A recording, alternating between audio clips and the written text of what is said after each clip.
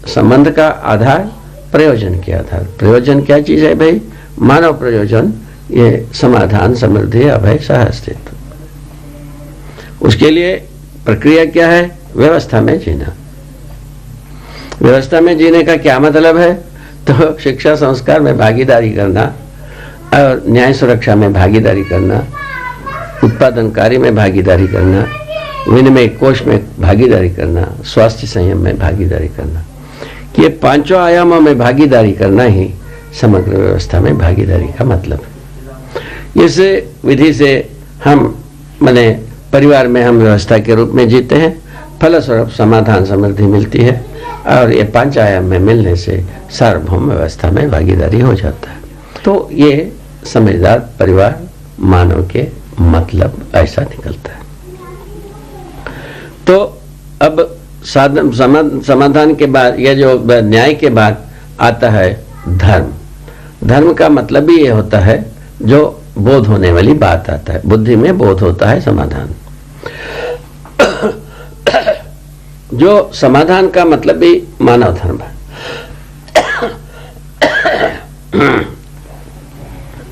व्यवस्था में जीना मानव धर्म है। व्यवस्था में जब जब जीता है आदमी, तब तब आदमी समाधानित रहता है। अव्यवस्था में जीता है, तब तब वो समाधान के स्थान पर समस्या से ग्रसित हो जाता है। तो हर मनुष्य समाधान के प्यासे है। समाधान के प्यासे क्यों हैं, इसके ऊपर थोड़ा सा आपके सम्मुख प्रस्तुति। मानव धर्म समाधान के समान है। समाधान बराबर सुख, मानव सुख धर्मी है। व्यवस्था एक शाश्वत तथ्य, शाश्वत तथ्य इस अर्थ में है। इस तथ्य, शाश्वत तथ्य किस अर्थ में है? इस अर्थ में है कि अस्तित्व में हम ये तथ्य को देखा है, प्रत्येक एक अपने त्वासहित व्यवस्था है। तो मानव का आचरण मूल्य, चरित्र, नैतिकता का संयुक्त स्वरूप है। मूल्य का स्वरूप यही है, संबंध, मूल्य, मूल्यांकन, उभय तृप्ति, ये इसका प्रमाण है, जो परिवार में स्वतः होना ही है। ये नहीं होगा तो कोई परिवार नहीं है। चाहे जितने भी अपन कूट लें, पीस लें, पैर पटक लें, कोई मतलब नहीं, कितने भी कर लें इतने ही। तो उभय तृप्ति होने की स्थिति में ही परिवार है, उसके कम में कोई परिवार होता नहीं। इससे ज्यादा की जरूरत नहीं पड़ती। क्या अद्भुत लीला है। तो ये घटित होने के लिए मानव स्वयं स्फूर्त जिम्मेवार है। इसमें लदाओ, फसाओ, अर्जाओ, घटाओ, कटाओ, ये कोई चीज लगता नहीं है। स्वयं स्फूर्त विधि से ये आदमी संबंधों को पहचानेगा, मूल्यों को निर्वाह करेगा, मूल्यांकन करेगा, उभय तृप्ति पाकर उत्सवित होगा। यही विधि बनी हुई है, जिसको मैं स्वयं जी के देखा है। ये मुख्य बात है। व्यवस्था में जीने से एक अद्भुत बात, ये तो चरित्र रहेगी ही, ठीक है ना। इसी के साथ और मूल्य की बात आती है। मूल्य जो है जो संबंध मूल्य मूल्यांकन के रूप में पहचाना गया। चरित्र को स्वधन, स्वनारी, स्वपुरुष, दयापूर्ण कार्य के रूप में पहचाना गया है। इसको भी आचरित करके देखा गया। इसमें समाधान बनता है। और नैतिकता को भी आचरित करके देखा गया। अपने तन मन धन रूपी अर्थ को सदुपयोग सुरक्षा करके देखा गया है। इससे भी अभयता बनती है। बहुत अच्छे ढंग से मनुष्य आश्वस्तता पूर्वक जी सकता है। ये बात देखा गया। मेरे को प्रॉपर्टी से कोई लगाव वैसा नहीं है, तो मेरे को प्लॉट देख के कुछ नहीं होता है। मेरे को किसी का धन, किसी का पद देख के अपने में कोई लालच नहीं आता है, क्योंकि मेरी इच्छा उसके लिए नहीं बन रही। तो इच्छा पूर्वक ही मेरी कल्पनाशीलता तदाकार होती है। मानव में जो कुछ भी है, जीवन में जो कुछ भी क्रियाकलाप है, वो इच्छा पूर्वक है। जब तक इच्छा नहीं बनेगी तब तक कुछ नहीं होगा। बढ़िया। तो क्या समझ में आया? मेरी कल्पनाशीलता का वास्तविकता के साथ में तदाकार हो जाना। तो अभी मेरी कल्पनाशीलता जड़ संसार की वास्तविकताओं के साथ में तदाकार होती है। इसलिए गाड़ी के प्रति मेरा भाव, कपड़े के प्रति मेरा भाव, मकान के प्रति मेरा भाव, मेरे अपनों के प्रति मेरा भाव, मेरे गांव, शहर, देश के प्रति मेरा भाव। कल्पनाशीलता क्या है? कल्पनाशीलता क्या है? आशा, विचार, इच्छा क्या है?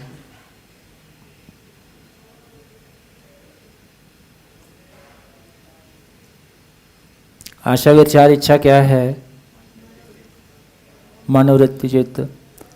मनोवृत्ति चित्त क्या है? जीवन परमाणु के अंतिम परिवेश के अंशों का नाम मन है। जीवन परमाणु के तीसरे परिवेश में अंशों का नाम वृत्ति है, और दूसरे में अंशों का नाम चित्त है। पहले में अंशों का नाम बुद्धि है, और केंद्र के अंश का नाम आत्मा है। और ये सारे अंश कहाँ हैं? मूल ऊर्जा में, और मूल ऊर्जा में ऊर्जित है। तो ये सारे अंश मूल ऊर्जा में ऊर्जित हैं, और हर एक फैकल्टी की अपनी अपनी ताकत है, अपनी तरह की उसका एक्सप्रेशन है ना। तो इसका मतलब है कि जीवन परमाणु में अंतिम परिवेश, सारे परिवेश मूल ऊर्जा में ऊर्जित हैं। इसलिए सारे परिवेशों की ताकत अपनी बनी हुई है, मूल ताकत बनी हुई है। देखो, पहले भी दोहराया था, फिर से दोहरा रहा हूँ, अब ध्यान से सुन लीजिएगा। तो एक पैदा हुए बच्चे में मन की ताकत, विचार की ताकत, इच्छा की ताकत, बुद्धि में बोध की ताकत, आत्मा में अनुभव की ताकत बना हुआ है कि नहीं? बना ही हुआ है, ताकत बना हुआ है। हाँ, अभी विकसित नहीं है। अब बच्चा बाहर आया गर्भ से, तो पहली बार उसने आस्वादन, दूध का स्वाद लिया, तो उसका चित्रण में उसकी कल्पनाशीलता दूध के साथ, खाने के साथ, जीभ के साथ तदाकार हुई। इसलिए हर चीज़ वो मुंह की ओर ले जाता है, क्योंकि उसको एक ही चीज़ का पता है, बाकी उसकी कल्पनाशीलता में और कुछ अभी नहीं है, एक्टिवली और कुछ नहीं है।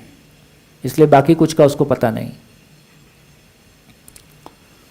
अब धीरे से एक एक करके सारी सूचनाओं को ले रहा है। सूचनाओं का भंडार कहाँ है? बाहर, समाज में। घर परिवार के लोग, समाज के लोग, यूट्यूब, टीवी, अखबार, है ना, ये तमाम चीज़ें जगह सूचनाओं के भंडार हैं। इस भंडार में से कभी वो कुछ उठा लेता है, कभी वो कुछ उठा लेता है और अपने चित्रण को भरते जाता है। जवान होते तक अब उसकी कल्पनाशीलता में क्या क्या आ गया, जो जो देखा, और जो आना था वो क्यों नहीं आया, वो देखने के लिए उपलब्धि नहीं था। एक सार्वभौम मानवीय आचरण देखने के लिए उपलब्ध ही नहीं था, जीने का स्वरूप देखने के लिए उपलब्ध ही नहीं था, शिकायत मुक्त जीता हुआ परिवार देखने के लिए उपलब्ध ही नहीं था, शिकायत मुक्त मानव जीने के लिए देखने के लिए उपलब्ध ही नहीं था। कितना बढ़िया।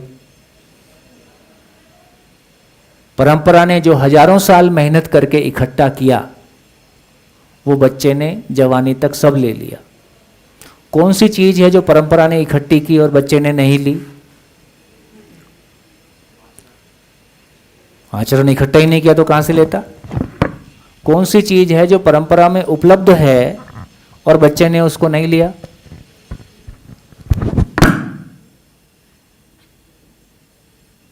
सभी कुछ ले लिया। जो नहीं है वो क्या नहीं है? जो परंपरा में उपलब्ध नहीं है, उसको उसका पता ही नहीं है ना। तो ये एक बहुत बढ़िया बात लगती है, बहुत एक अपने आप में आशातीत बात लगती है कि अध्ययन पूर्वक अनुभव हो सकता है, अध्ययन पूर्वक अनुभव हो सकता है। इसका भरोसा अपने आप में कैसे पाया जाए?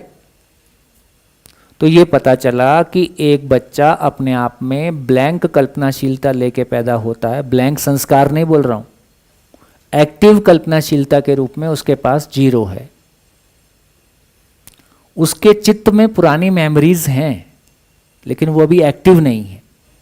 उम्र बढ़ने के, बोले ना बच्चा भगवान का रूप होता है, मैं कहता हूं 18 साल का होने तो भगवान प्रकट होते हैं।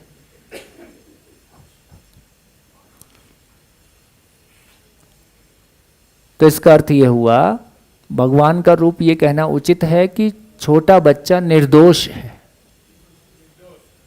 निर्दोष है। लेकिन वो ज्ञान संपन्न है ऐसा भी नहीं है, अभी दोष आया ही नहीं है। तो इसका अर्थ ये हुआ कि एक बच्चा अपनी कल्पनाशीलता की ब्लैंक स्लेट लेके पैदा होता है, साथ में अपने संस्कार में कोई चीज भी लेके पैदा होता है, लेकिन पैदा होते ही वो चीज अभी एक्टिव नहीं है। इसलिए अवसर है। कितना बड़ा अवसर है? एक छोटा बच्चा जब पैदा हुआ तो वो जिज्ञासु है, न्याय का याचक है, सत्य वक्ता है, जिज्ञासु है, सही कार्य व्यवहार को करना चाहता है, और उसके भीतर का संस्कार अभी एक्टिव है नहीं। जो भी यदि नकारात्मक कुछ होगा भी वो अभी एक्टिव मोड में है नहीं। यदि यहां से उसको सही का वातावरण मिल जाएगा तो जब तक उसके भीतर का नेगेटिव वाला पार्ट एक्टिव होने की जगह आएगी तब तक सकारात्मक का प्रभाव इतना हो जाएगा कि नकारात्मक सकारात्मक में विलय हो जाएगा। तो इस पूरी मानव परंपरा ने हजारों साल में ज्ञान के अर्थ में जो कुछ भी पहचाना, अध्यात्म के रूप में, ईश्वर के रूप में, आत्मा के रूप में, अच्छाइयों के रूप में, अच्छा जीने के रूप में, उसकी अंतिम पराकाष्ठा के रूप में मध्यस्थ दर्शन उपलब्ध हो गया, जिसमें जो कुछ पहले उपलब्ध हुआ वो सारी अच्छाइयां समाहित हैं कि नहीं है?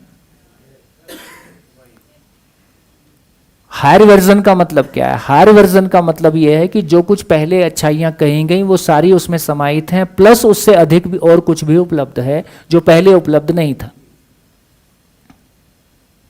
अब समाधि संयम विधि से ये जीने का स्वरूप और सच्चाइयों के बारे में सूचना, आदरणीय नागराज जी से किसी ने कहा कि आपको समाधि संयम पूर्वक इतनी पात्रता बन गई कि आप अस्तित्व में सीधा अध्ययन कर पाए। हमारी वो पात्रता कैसे बनेगी कि हम अस्तित्व को समझ पाएं? तो हमारा तो काम, क्रोध, लोभ, मोह, मद, मात्सर्य इससे ही पिंडा नहीं छूटता है। तो हमारा चित्त उस लेवल पे कैसे आएगा जैसे आपका आया? तो आदरणीय नागराज जी ने कहा कि मैं जब सच्चाई को खोजने गया तो मेरे पास कोई रेफरेंस नहीं था, मेरे पास कोई आधार नहीं था, मैं तो हवा में तीर मारा। आपके पास जितना बड़ा आधार है उस आधार के साथ में उसको पाना मुश्किल नहीं है। हमारी परिस्थितियों से ज़्यादा ये बात ठीक है कि आदरणीय नागराज जी का चित्त बहुत हायर स्टेट में था। उस उपलब्धि को पाने के लिए हमारा चित्त उतनी ऊंचाई की स्थिति में नहीं है। लेकिन जो बहुत बड़ी चीज हमको उपलब्ध है, जो नागराज जी को उपलब्ध नहीं थी, वो क्या? जिन सच्चाइयों को हम खोजना चाहते हैं उनकी सूचना, सटीक सूचना पहले से उपलब्ध हो गई है। तो तात्विक रूप में वास्तविकता तीन ही है, मूल ऊर्जा में ऊर्जित जड़ और चैतन्य इकाई। क्रिया तीन ही है, भौतिक क्रिया, रासायनिक क्रिया, जीवन क्रिया। और सहअस्तित्व पूर्वक चार अवस्थाएं प्रकट हुई हैं। तो वास्तविकताओं का रूप, गुण, स्वभाव, धर्म हमको पहले से सूचना रूप में उपलब्ध हो गया। और ये समझने के बाद आचरण का स्वरूप कैसा होगा, तो मानवीयतापूर्ण आचरण का स्वरूप भी उपलब्ध हो गया। तो एक एंड में सच्चाई उपलब्ध है, एक एंड में उसका फल उपलब्ध है, बीच में मेरी कल्पनाशीलता है। मेरी कल्पनाशीलता, मेरा विचार एक तरफ से सूचना को लेके अनुभूति की ओर जाएगा, दूसरी ओर आचरण की ओर जाएगा। अनुभूति की ओर जाना है तो उसका भी पता मेरे पास है, आचरण की ओर जाना है तो उसका भी पता मेरे पास है। तो मेरा पूरा प्रोग्राम गाइडेड मिसाइल की तरह से। जीवन जब व्यवस्थित होता है तो ब्रेन पे उसका कंपन भी व्यवस्थित होता है, इसलिए ब्रेन में कोई थकान नहीं आती। जब जीवन में अव्यवस्थित स्थिति रहता है, कंफ्यूजन का स्थिति रहता है, अतृप्ति का स्थिति रहता है, भय और अभाव का स्थिति रहता है, तो सारी नेगेटिविटी का कंपन भी नेगेटिव होता है, जिसका प्रभाव मस्तिष्क पे भी थकान के रूप में आता है। तो मेरे को सुबह से शाम तक कोई थकान नहीं आती। नहीं, जितना समझना चाहते हैं वही कह रहा हूँ। जब मैं नहीं समझ पाता हूँ तो मैं भी थकता हूँ, है ना। हम बहुत ऐसा जैसे उठापटक आपके भीतर चल रहा है, बहुत उठापटक चली है, तो इसका मतलब है ये भी पार्ट ऑफ द प्रोसेस है ना। कभी कभी लगता था नहीं कैसे होगा, तो जैसे जैसे साल गुजरे हैं, कोई दौर ऐसा भी आएगा जब लगेगा यार ये होगा ही नहीं, पढ़ने में भी मन नहीं लगता है।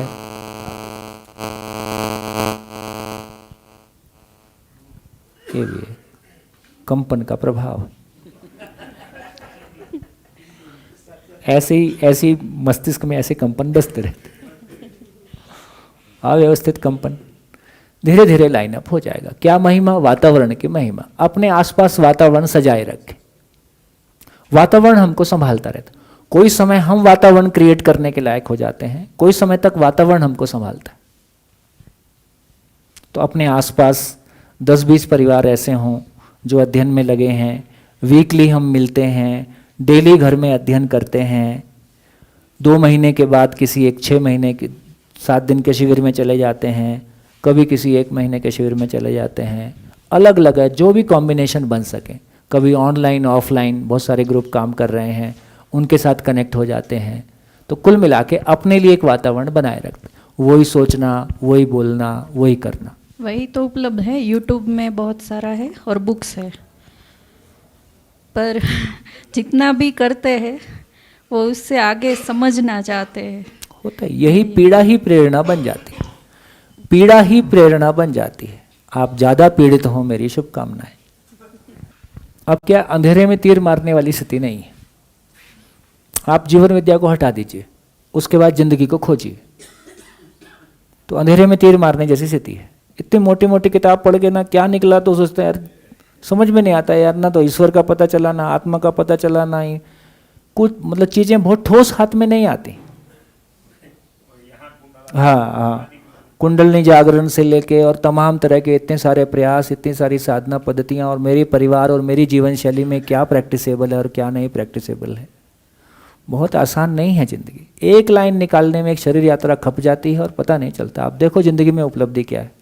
दिल्ली में सारी उपलब्धि इतनी है, 1 फ्लैट, 2 फ्लैट, तीसरे में वो फ्लैट। जिन बच्चों ने इन शिविरों से गुजर के, अध्ययन से गुजर के शादियां की हैं, उन लोगों की शादियां काफ़ी बढ़िया चल रही हैं और काफ़ी अच्छे से आगे चल पा रहे हैं। नहीं तो आप समझो ना, बात करने की जगह कहाँ है आपस में। तो लगभग आने वाले 10 सालों में कुछ कुछ लोगों में आ ही गया है, ये आने ही लगेगा कि जैसे अब तक अनपढ़ से शादी कोई थोड़ी करेगा, पैसा नहीं कमाता उससे शादी थोड़ी करेगा। अब आएगा कि समझदार नहीं होगा तो शादी थोड़ी करेगा। अब तक हम समझ किसको मान रहे थे? पैसा कमाना आ गया तो समझ आ गई। तो पैसा कमाने की समझ आई है, जिंदगी की समझ नहीं आई है। इंजीनियरिंग कर लिया तो इंजीनियरिंग की समझ आई है, जिंदगी की समझ नहीं आई है। डॉक्टर हो गया और वर्ल्ड का टॉप मोस्ट डॉक्टर है तो उसको हार्ट की समझ आई है, किडनी की समझ आई है, जिंदगी की समझ नहीं आई है। तो जिंदगी की समझ अलग है, खेती की समझ अलग है, इंजीनियरिंग की समझ अलग है, मेडिकल की समझ अलग है। लेकिन जिंदगी की समझ तो सबके लिए कॉमन है, ये तो सबके लिए कंपलसरी आइटम है, इसके बिना काम चलेगा। मैं इंजीनियरिंग करूंगा कि मेडिकल करूंगा कि खेती करूंगा कि गाय करूंगा, इसमें ऑप्शन हो सकते हैं, जिंदगी में ऑप्शन नहीं है। तो जब तक बुद्धि का दरवाजा नहीं खुला तब तक रूप बल धन पद के आधार पे मेरी पहचान होती है, इसमें कोई पूर्णता नहीं है, इसलिए कंपैरिजन होता है, इसलिए कम ज़्यादा होता है, इसलिए युद्ध और संघर्ष होता है, चलता रहे। तो इससे अब ये समझ में आता है कि धर्म इतना सेंसिटिव इशू क्यों है। धर्म के नाम पे इतना बड़ा दंगा बलवा, इतना अधिक युद्ध और तमाम इतिहास गवाह है, आगे भी है। तो इसका मतलब है धर्म किस में आएगा? रूप बल धन पद बुद्धि में से किस में आएगा? धर्म कौन सी क्षेत्र की चीज है ना? धर्म बेसिकली बुद्धि का मामला है, धर्म इधर आएगा। तो ये समझ में आया कि धर्म मेरी पहचान का सबसे गहरा आधार है। धर्म मेरी पहचान का सबसे गहरा आधार है और उस आधार की मेरी समझ नहीं है। कोई चीज मेरे सबसे गहरा आधार है और उसकी मेरी समझ नहीं है तो उस पे हाथ रखने से मैं बिलबिलाता हूं। तो इसमें एक चीज कन्वे हो गई कि धर्म इतना सेंसिटिव क्यों है ना? तो धर्म एक मानव का सबसे गहरा आधार है, उसके होने का सबसे गहरी जड़ें धर्म में है। रूप शरीर में है, बल शरीर में है ना? पद भौतिक वस्तु है, धन भी भौतिक वस्तु है। लेकिन जब हम धर्म की बात करते हैं तो वो एक व्यक्ति के बेसिकली वो जीवन की ओर इशारा करता है, बाकी सारी चीज़ें शरीर की ओर इशारा करती हैं। तो एक तो ये हमारे ध्यान में आ गया। हापुड़ संस्थान में आप कभी गए? ये पूरे इलाके का पानी बहुत मीठा, एकदम बढ़िया पानी, शानदार पानी। और जैसे यमुना के उस पार जाते हैं, ये पूरा इलाका हरियाणा वाला, इसका पानी बहुत खारा। और आगरा की तरफ निकल गए, आगरा का पानी बहुत खारा। मतलब मैं तो एक ही बार गया हूँ, पानी अच्छा नहीं। तो इस तरह से पूरे देश के, पूरे विश्व के पानी देखेंगे तो एक जैसे मिलेंगे? यदि उनकी टेस्टिंग कराई जाए तो उनके सारे पैरामीटर एक जैसे मिलेंगे? अब सारे पानी एक हुए कि अलग अलग हुए? अलग अलग हुए। यदि पानी को लक्षणों के आधार पर पहचाना जाएगा तो पानी अलग अलग है। अब क्या करें? हमने पानी को होने के स्वरूप में पहचाना। पानी मतलब H2O। अब पूरे विश्व में कहीं भी जाओ, पानी मतलब H2O है, इससे अलग कुछ नहीं हो सकता। क्या समझ में आया? जब हमने किसी चीज को होने के स्वरूप में पहचाना, होने का स्वरूप मतलब उसका एटॉमिक स्वरूप, तात्विक स्वरूप। जब किसी चीज को हम होने के स्वरूप में पहचानते हैं तो होने का स्वरूप अपने आप में निश्चित है, क्योंकि कोई भी भौतिक रासायनिक इकाई मूल में परमाणु है और परमाणु निश्चित है। इसलिए किसी भी इकाई का गठन अपने आप में निश्चित परमाणु अणुओं से बनी हुई रचना है और वो पूरे विश्व में एक जैसी ही पाई जाएगी। पूरे विश्व में ही नहीं, यदि दूसरे प्लेनेट पे भी पानी मिलेगा तो H2O ही होगा। यदि लोहा चांद पे मिलेगा, बृहस्पति पे मिलेगा, मंगल पे मिलेगा तो लोहे का कॉन्फ़िगरेशन वही होगा, अंशों की संख्या वही होगी जो धरती पे है। इससे क्या क्लैरिटी बनी? इससे क्या क्लैरिटी बनी? इससे यह क्लैरिटी बनी कि जब हम किसी चीज को होने के स्वरूप में पहचानते हैं और जब किसी चीज को लक्षणों के आधार पर पहचानते हैं तो दोनों में क्या फर्क हुआ? तो होने के स्वरूप में पहचाना तो पानी पूरी दुनिया के लिए एक है, आप चाह के भी अलग नहीं कर सकते। और लक्षणों के आधार पर पहचानेंगे तो पूरी दुनिया के सारे धर्म और नए धर्म आ ही सकते हैं, आते ही रहे।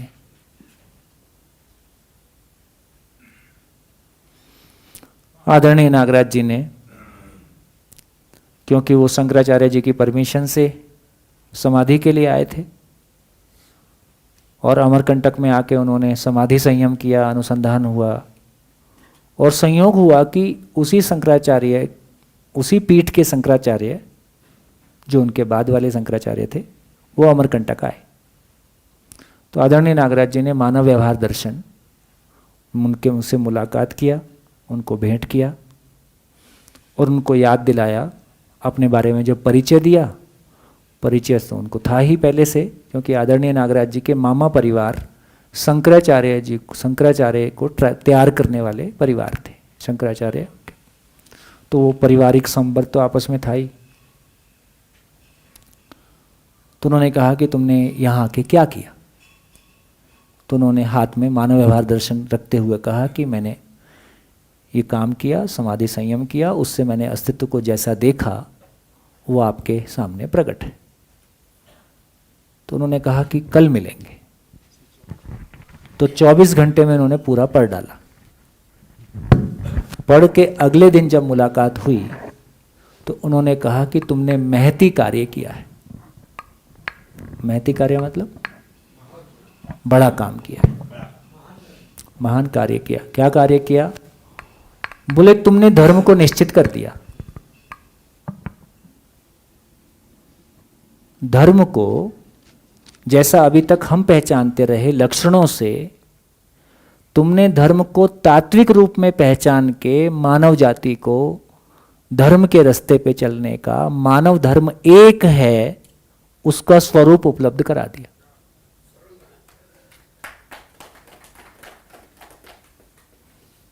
तो देखिए, आदरणीय नागराज जी ने उनसे कहा कि देखो मुझको तो संसार पहचानता नहीं है, तो मैं तो जंगल में आया, जंगल में रहा, समाधि किया, संयम किया और ये अनुसंधान उपलब्ध हो गया। आपको जमाना जानता भी है, स्वीकार भी करता है। तो मैं इस अनुसंधान को, इस शंकराचार्य पीठ को अर्पित करना चाहता हूं ताकि ये पीठ इसको लेके चले।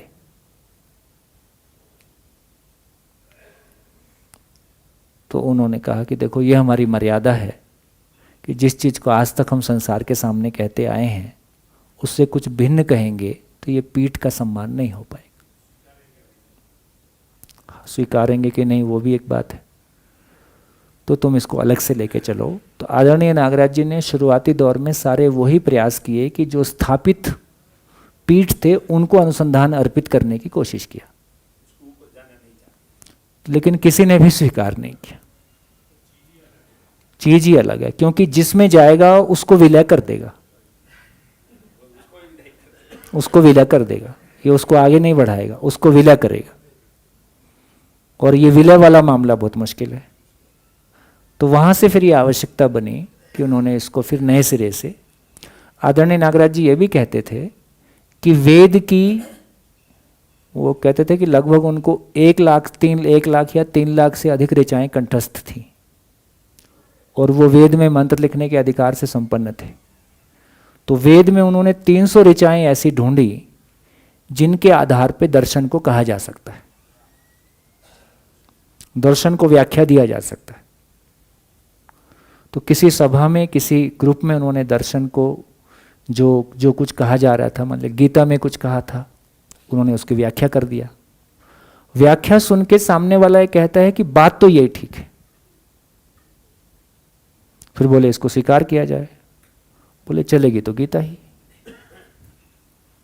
जो गीता में लिखा है उसको स्वीकारा तो वही जाएगा। तो यहां से इन सारी घटनाओं से ये बात ध्यान में आ गई कि कोई स्थापित पीठ इसको लेके नहीं चल पाएगा, इसको नया ही स्थापित करना होगा। तो वहां से फिर इसको नया स्थापित करने का प्रयास शुरू हुआ।